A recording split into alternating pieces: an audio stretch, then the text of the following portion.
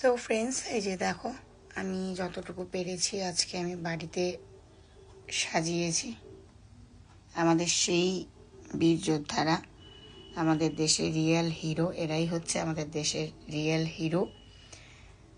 শ্রদ্ধাঞ্জলি দেওয়ার সময় সত্যি মানে মন প্রাণ সব কিছুই কাঁদে। মানে এই মানুষগুলো কিভাবে মানে শহীদ হয়ে গেল ক্ষণিকের মধ্যে, সেই ভয়ানক দৃশ্যগুলো শুধুই মনে পড়ে, চোখের সামনে ভেসে ওঠে, বললেও বুকের ভেতরটা কাঁদতে থাকে, চোখে জল চলে আসে। যাই হোক, যতটুকু আমি পারলাম শ্রদ্ধাঞ্জলি এইভাবেই জানালাম।